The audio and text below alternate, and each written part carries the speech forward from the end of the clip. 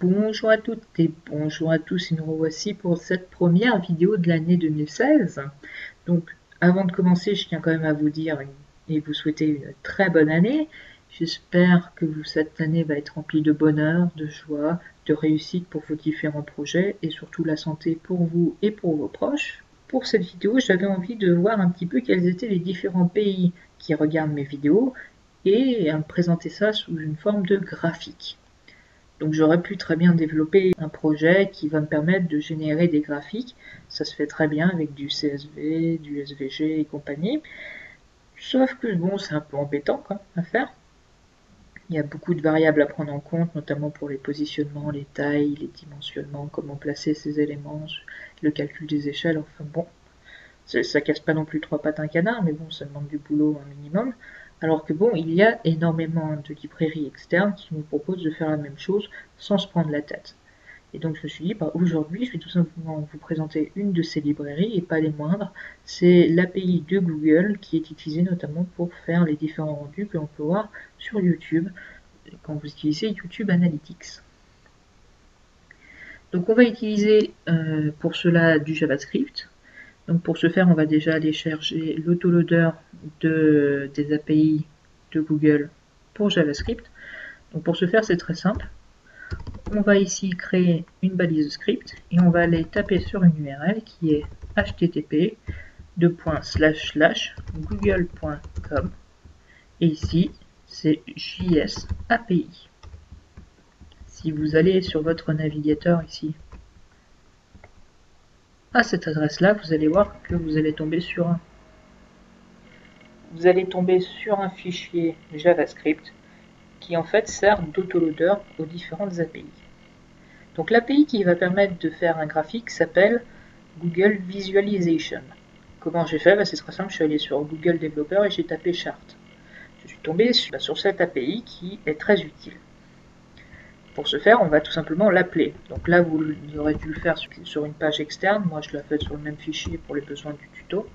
Donc, tout d'abord, on va devoir charger du coup cette fameuse API qui s'appelle Visualization.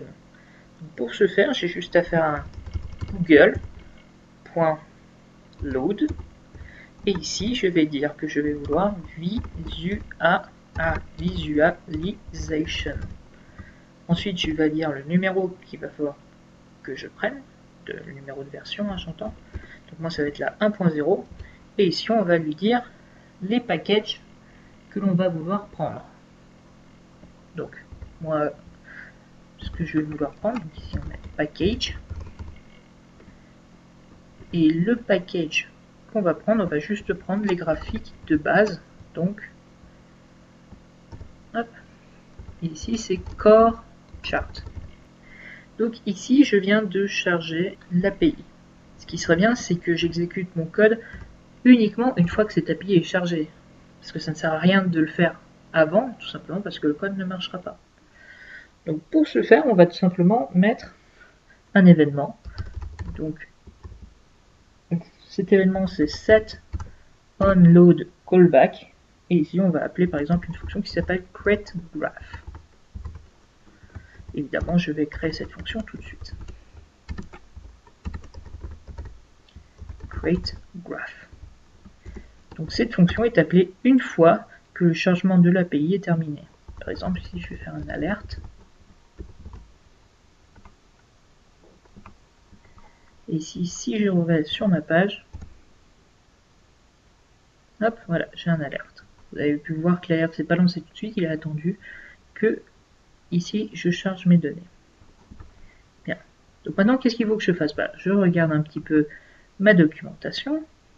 Il va falloir que je crée un data table. C'est là-dessus qu'en fait je vais donner mes datas, c'est-à-dire que je vais définir les colonnes et les lignes. Donc comment est-ce que je peux faire? On peut voir qu'il y a deux façons.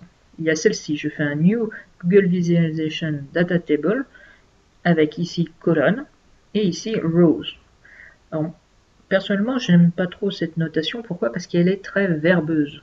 Ici, on peut voir par exemple dans les lignes, il va falloir que je fasse un tableau, un objet avec une clé qui s'appelle C, qui elle-même contient un tableau, qui contient un objet, qui a une clé qui s'appelle V, et qui a comme valeur le nom de ma ligne et ici la valeur. Donc ici c'était des tasks, voilà. Donc là c'est le nom de ma tâche, et ici c'était le nombre d'heures à faire. Je trouve ça assez long à écrire et très chiant.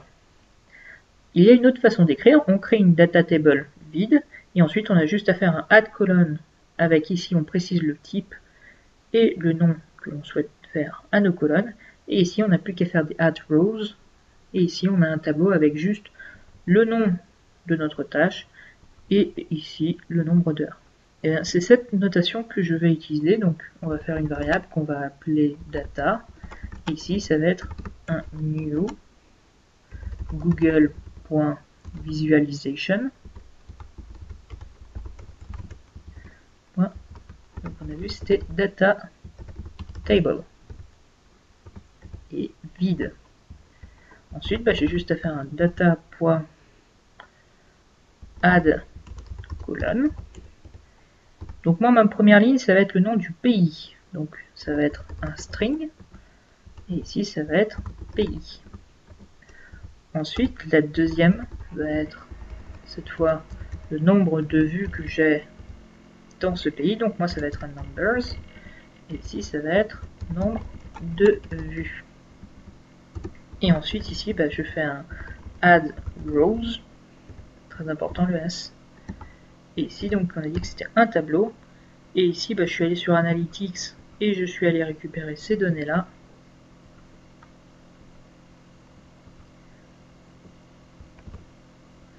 Je m'excuse si vous entendez mon ventilateur, je ne sais pas ce qu'a mon PC. Il fait un boucan de tous les diables.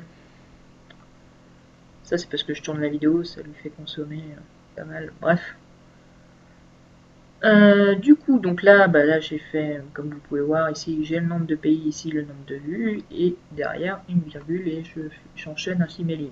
C'est du JSON classique. Bien, donc là j'ai mes données, c'est très bien. Il va falloir quand même également préciser différentes options pour notre graphique. Donc je vais créer une nouvelle variable, qui est également un objet. Donc, tout d'abord, on va remplir le title, donc le nom de notre graphique. Donc moi, ça va être pays où ma chaîne YouTube est vue. La hauteur, la largeur plutôt, ça va être wide. On va en mettre une, 800. Et une hauteur, height, qui va être de 600. Voilà, ça ira très bien. Ok. Donc ensuite, on va dire où est-ce qu'on veut mettre ce graphique. Donc moi ici, comme vous pouvez le voir, j'ai une div qui a comme un ID Google Chart. Donc c'est ici que je vais vouloir le mettre. Donc moi ce que je vais faire un chart. Et ici ça va être un new. Donc google.visualization avec un Z. Je me suis pas trompé là-haut, je vérifie. Non. Et ici je vais dire le type de graphique que je veux. Donc moi ça va être un bar chart. On verra tout à l'heure qu'on peut en mettre d'autres. Et ici, je vais dire, je vais mettre une référence sur mon objet. Donc, moi, ça va être document.getElementById. Tiens, c'est marrant qu'il ne me le propose pas. C'est element.byId. Hop là. Et cette fois, je n'ai plus qu'à faire un chart.draw pour me dire, ici, tu vas me dessiner un graphe avec les datas, donc les lignes et les colonnes, et avec ces options. Et là, normalement, si je vais sur mon site web,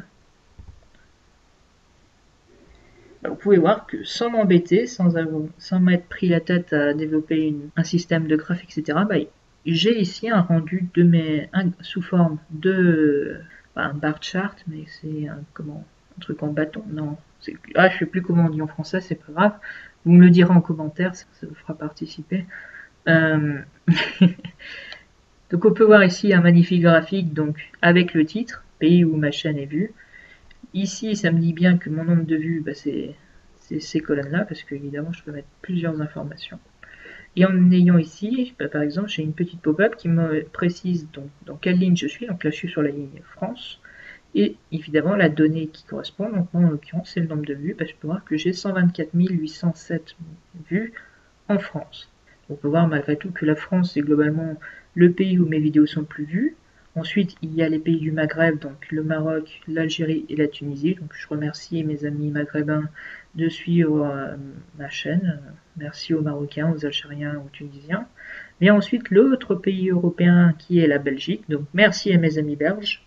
Ensuite, il y a différents pays de l'Afrique, donc Côte d'Ivoire, je vois Sénégal, Cameroun, Madagascar, Congo, Kinshasa, Gabon, Guinée, le Togo, le Bénin, le Mali, le Brasilia, etc. Donc merci à tous mes amis africains qui me suivent.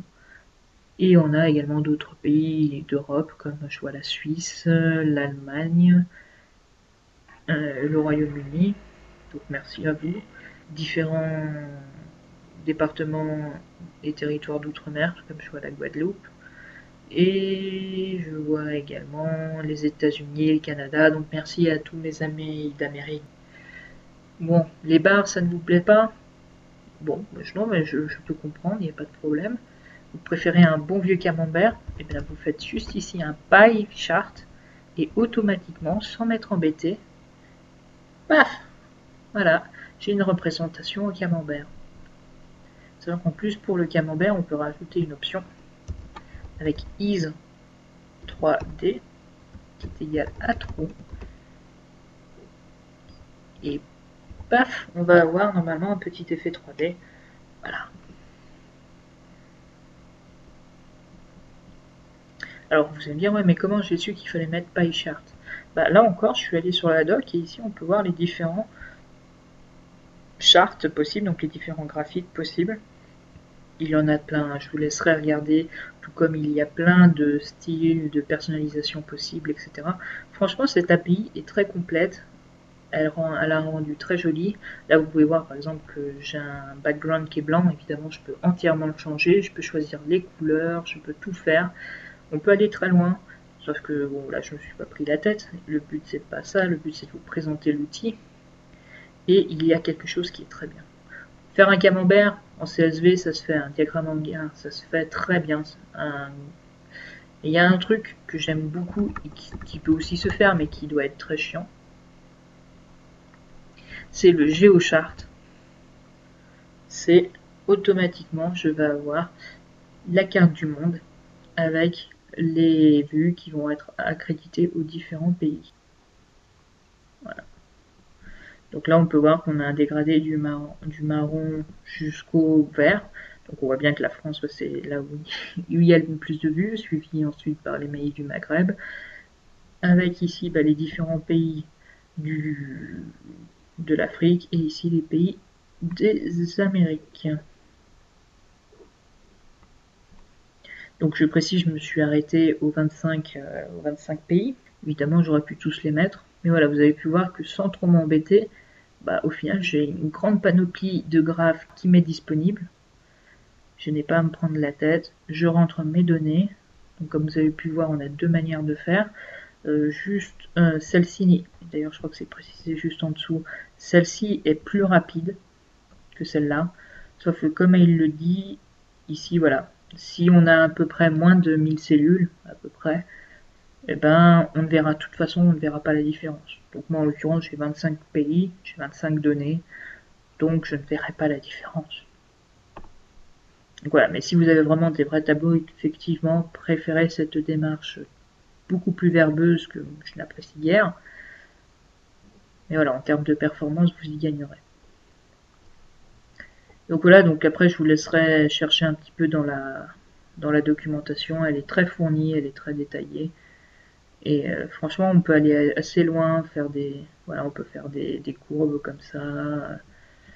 Enfin, on peut vraiment personnaliser les couleurs, les textes, les trucs qu'on veut afficher, etc. Enfin, je vous laisse regarder. Voilà, on peut faire des courbes d'évolution avec des flèches, etc.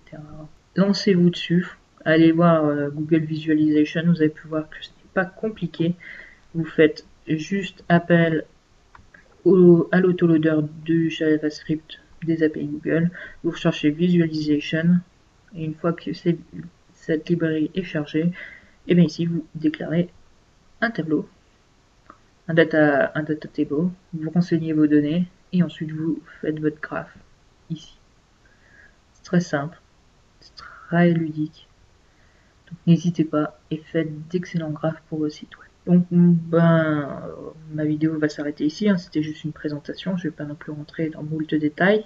Je tiens quand même à vous souhaiter une excellente année 2016 et je vous dis donc à une prochaine fois pour sûrement une prochaine vidéo. Je ne sais pas encore de quoi, mais on verra ça en temps et en heure. Allez, au revoir et bonne année.